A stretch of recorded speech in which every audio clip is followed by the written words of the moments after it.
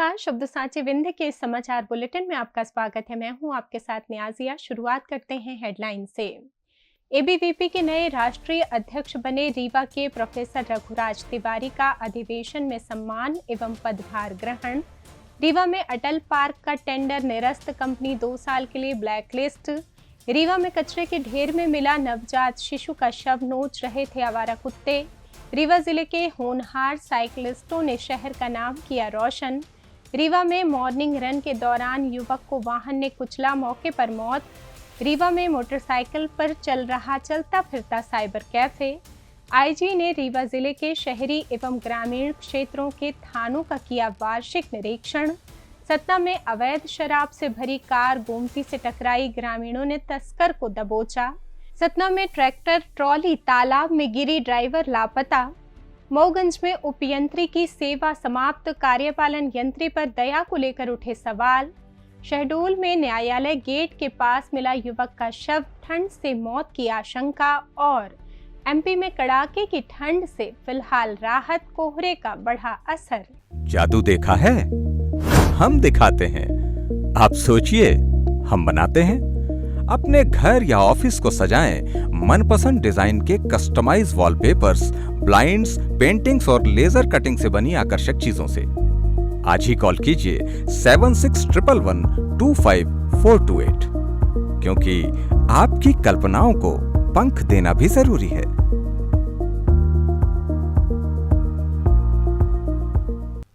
अब खबरें विस्तार से।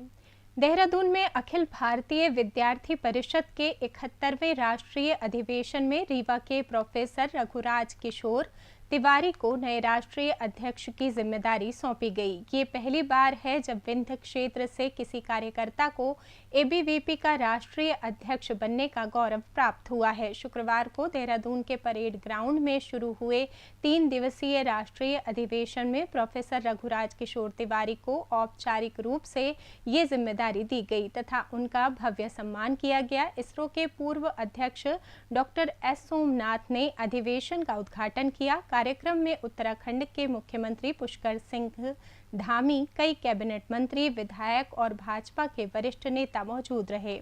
देश भर से आए लगभग 1500 प्रतिनिधि इस अधिवेशन में भाग ले रहे हैं, जहां शिक्षा, समाज, पर्यावरण, बांग्लादेशी घुसपैठिए और विश्वविद्यालयों में छात्र संघ चुनाव की चुनौतियों जैसे महत्वपूर्ण मुद्दों पर प्रस्ताव पारित किए जाएंगे। बता दें कि नए राष्ट्रीय अध्यक्ष प्रोफेसर रघुराज किशोर तिवारी लंबे समय से एबीवीपी से जुड़े हैं और वर्तमान में रीवा के शासकीय एजी कॉलेज में प्रोफेसर हैं।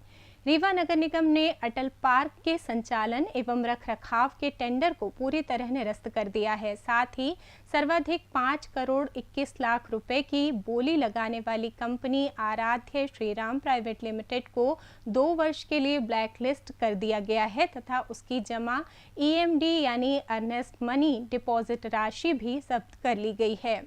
निगम ने कंपनी के अधिकृत प्रतिनिधि अनुपम त्रिपाठी को 17 अक्टूबर और 3 नवंबर 2025 को 2 बार पत्र जारी कर अनुबंध पर हस्ताक्षर के लिए बुलाया था, लेकिन कंपनी की ओर से कोई भी व्यक्ति कार्यालय नहीं पहुंचा। वर्क ऑर्डर जारी होने के बावजूद अनुबंध निष्पादन में पूरी तरह उदासीनता बरतने पर ये सख्त कार्रवाई की गई।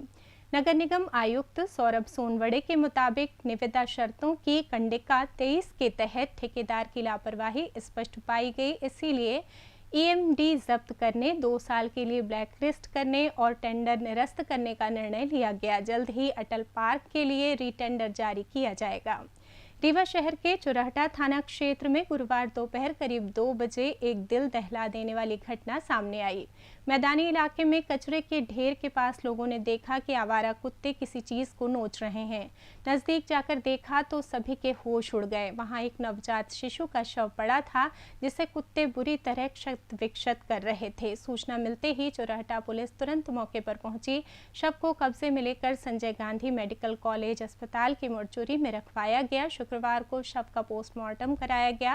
प्रारंभिक मेडिकल जांच में पता चला है कि शिशु का जन्म कुछ घंटे पहले ही हुआ था और वो जीवित पैदा होने के तुरंत बाद या कुछ ही घंटों में मृत हो चुका था। मौत का सटीक कारण पोस्टमार्टम रिपोर्ट आने के बाद ही स्पष्ट हो सकेगा। पुलिस ने शिशु के शव से डीएनए सैंपल सुरक्षित कर लिया है ताकि माता पिता की पहचान की जा सके। थाना प्रभारी चुरहटा ने बताया कि मामले की गंभीरता को देखते हुए हर संभव कोशिश की जा रही है कि नवजात के परिजनों तक पहुंचाया जा सके और ये पता लगाया जाए कि शिशु को कचरे में किसने और क्यों फेंका। इस अमानवीय घटना से पूरे क्षेत्र में आक्रोश और दुख का माहौल है। रीवा जिले के होनहार साइकिलिस्टों ने एक साथ शहर का नाम रोशन किया है। गीतांजलि पब्लिक स्कूल के छात्र ध्रुव शुक्ला का चयन अंडर 16 वर्ग में नेशनल साइकिलिंग चैंपियनशिप के लिए हो गया है। जबलपुर में हुई राज्य स्तरीय प्रतियोगिता में बेहतरीन प्रदर्शन के बाद ध्रुव अब 1 से 6 दिसंबर 2025 तक ओडिशा के संबलपुर में होने वाली राष्ट्रीय चैंपियनशिप में मास स्टार्ट रेस में हिस्सा लेंगे। इसी बीच हाल ही में रीवा में आयोजित मध्य प्रदेश की सबसे बड़ी साइक्लोथॉन में ज्योति सीनियर सेकेंडरी स्कूल की 2 छात्राओं ने कमाल किया। कक्षा 12वीं की अपर्णा त्रिपाठी ने 25 किलोमीटर एमटीबी वर्ग में स्वर्ण पदक के साथ प्रथम स्थान और 11,000 रुपए जीते, जबकि उनकी सहपाठी विधि शर्मा ने कांस्य पदक के साथ तीसरा स्थान और 5100 रुपए की पुरस्कार राशि हासिल की। अपर्णा पिछले साल भी इसी साइक्लोथॉन में चैंपियन रह चुकी हैं। तीनों प्रतिभाशाली खिलाड़ियों को स्कूल कोच, जिला साइकिलिंग एसोसिएशन और परिजनों ने बधाई दी है। रीवा के ये युवा साबित कर रहे हैं कि विंध्य का साइकिलिंग टैलेंट देश में अपना झंडा गाड़ने को तैयार है। मेरा नाम ध्रुव शुक्ला है। आप कहाँ जा रहे हैं, क्या कंपटीशन खेलने जा रहे हैं? मैं साइकिल की रेसिंग करने जा रहा हूँ ओडिशा संबलपुर में और मैं रीवा का ही हूँ और मेरा सिलेक्शन हुआ है जबलपुर से। उसमें मैंने एक मेहनत करके एक रैंक हासिल करी, उसकी वजह से मेरा वहाँ पे सिलेक्शन हुआ और मैं जा रहा हूँ। 30 तारीख को हम लोग निकलेंगे। 1 से 5 के बीच में वहाँ पे हमारा कंपटीशन होगा। क्या नाम है आपका? अपर्णा त्रिपाठी। और आपका? विराशनी शर्मा। तो अपर्णा जी, आपने साइक्लोथॉन में कौन से रैंक लेके आए थे? फर्स्ट रैंक लेके आई थी। और आप? मैं 3rd लाई थी। अब क्या करने का इरादा? प्रीवियस 1 ईयर से, जैसे हम लोग पिछले साल एनवी साइक्लोथॉन का फर्स्ट एडिशन हुआ था तो उससे हम लोग कनेक्ट हुए थे और रेगुलर संडे राइड्स होती थी तो हम लोग उसको ज्वाइन कर देते और प्रैक्टिस भी करते रहते थे। और आप भी? हाँ, हमारी एक पूरी टीम है जो साथ में राइड्स करती है और उससे ही हम कनेक्ट होके खेले हैं, प्रैक्टिस करके।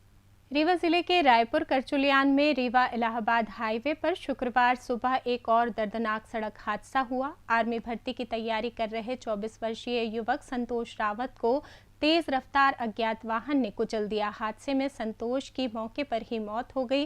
घटना सुबह करीब 5 बजे रामनई खदान के पास हुई। ममरई निवासी संतोष रावत रोजाना की तरह सुबह मॉर्निंग रन लगा रहे थे। इसी दौरान विपरीत दिशा से आ रहे अज्ञात वाहन ने उन्हें जोरदार टक्कर मार दी। टक्कर इतनी भयावह थी कि संतोष दूर जा गिरे और उनकी मौके पर ही मौत हो गई। स्थानीय लोगों ने शोर मचाया और संतोष को तुरंत संजय गांधी मेडिकल कॉलेज अस्पताल पहुंचाया, लेकिन डॉक्टरों ने उन्हें मृत घोषित कर दिया। परिजनों का रो रो कर बुरा हाल है। उन्होंने बताया कि संतोष पिछले 2 साल से आर्मी भर्ती की तैयारी में जुटा था और उसका सपना था कि जल्द सेना में भर्ती होकर परिवार का नाम रोशन करेगा। पुलिस ने हिट एंड रन का मामला दर्ज कर लिया है। अज्ञात वाहन और चालक की तलाश की जा रही है। शव का पंचनामा कर पोस्टमार्टम कराया जा रहा है। इस हादसे से क्षेत्र में एक बार फिर तेज रफ्तार वाहनों की लापरवाही पर सवाल खड़े हो गए हैं। कहते हैं ज़रूरत ही आविष्कार की जननी है और इसका जीता जागता सबूत रीवा के कॉलेज चौराहे पर मिल रहा है।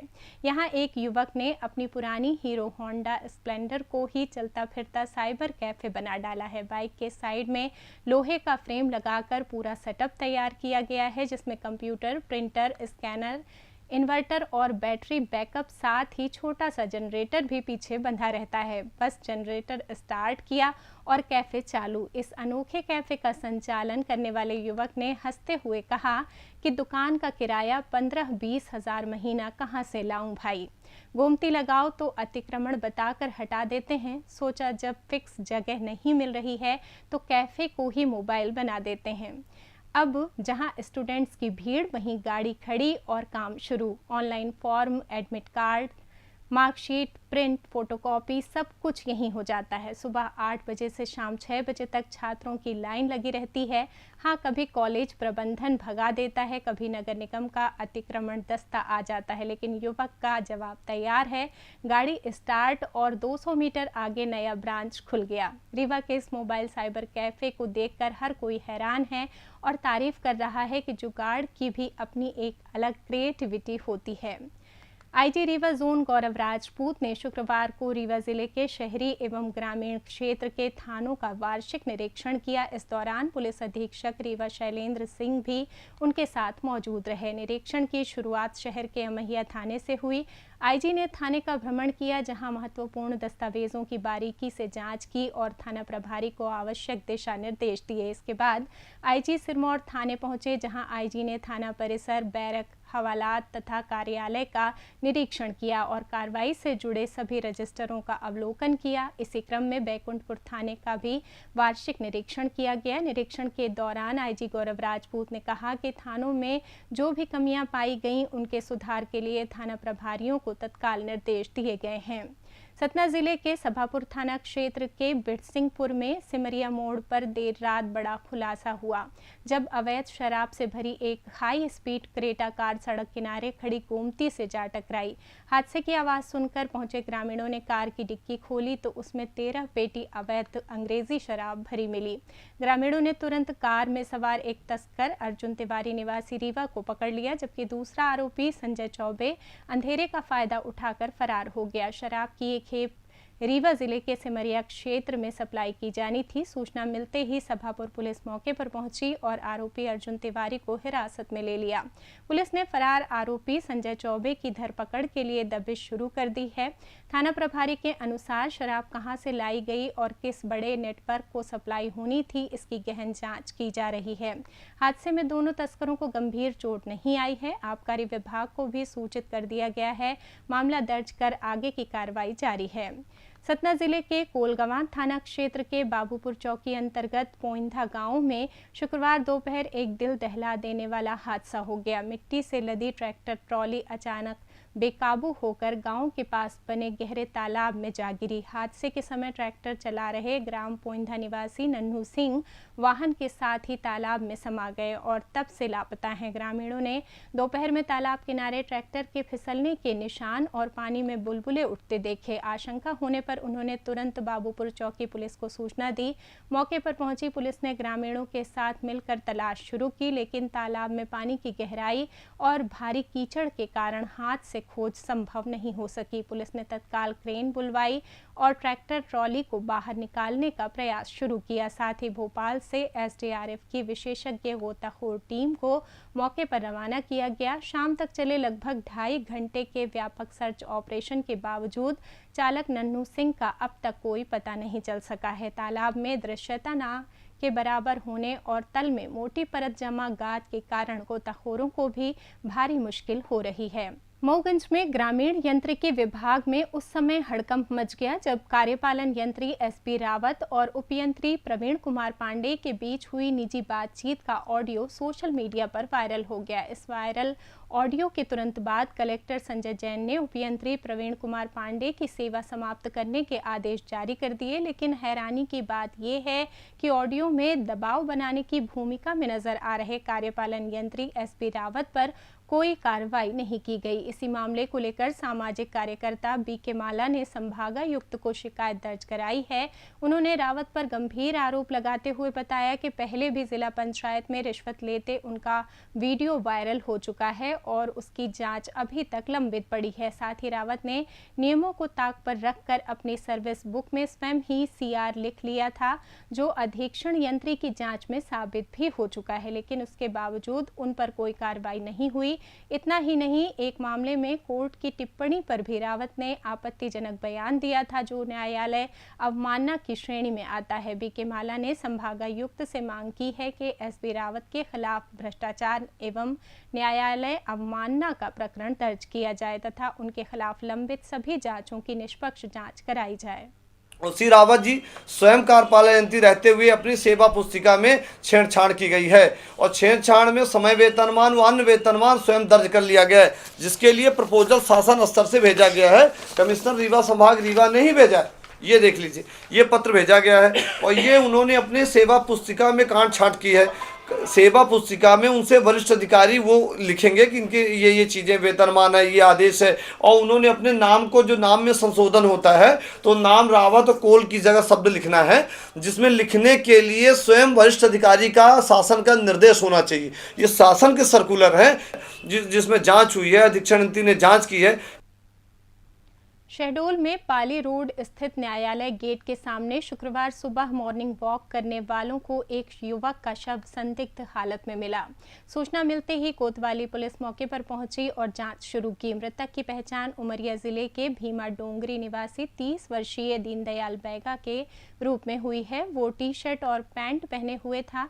परिजनों और स्थानीय लोगों ने बताया कि दीनदयाल शराब का आदी था। गुरुवार शाम को वो नशे की हालत में न्यायालय गेट के सामने बैठा दिखाई दिया था। इसके बाद वो घर नहीं लौटा। प्रारंभिक जांच में पुलिस को लग रहा है कि नशे में सड़क किनारे सो जाने के कारण कड़ाके की ठंड से उसकी मौत हो गई। हालांकि मौत का सही कारण पोस्टमार्टम रिपोर्ट आने के बाद ही स्पष्ट हो सकेगा। पुलिस ने शव को अपने कब्जे में लेकर पोस्टमार्टम के लिए जिला अस्पताल भेज दिया है तथा मर्ग कायम कर आगे की जांच शुरू कर दी है। मौसम की बात करें तो मध्य प्रदेश में पिछले कुछ दिनों से जारी कड़ाके की ठंड से फिलहाल राहत मिल गई है। आमतौर पर नवंबर के अंतिम सप्ताह में जहां रात का तापमान तेज गिरावट दिखाता है, वहीं इस बार अधिकांश शहरों में न्यूनतम तापमान 15 डिग्री से ऊपर बना हुआ है। इसका मुख्य कारण उत्तर की ओर से आने वाली बर्फीली हवाओं का कमजोर होना है। बीती रात भी भोपाल, इंदौर, उज्जैन समेत 20 से अधिक शहरों में रात का पारा 15 डिग्री से ज्यादा दर्ज किया गया। हालांकि मौसम विभाग ने चेतावनी दी है कि अगले 2 दिनों में ठंड का असर दोबारा बढ़ सकता है और तापमान में गिरावट देखने को मिलेगी। राज्य में सुबह का समय फिलहाल कोहरे से ढका रहता है। शुक्रवार की सुबह सीहोर, नर्मदापुरम और रीवा समेत कई जिलों में घना कोहरा छाया रहा।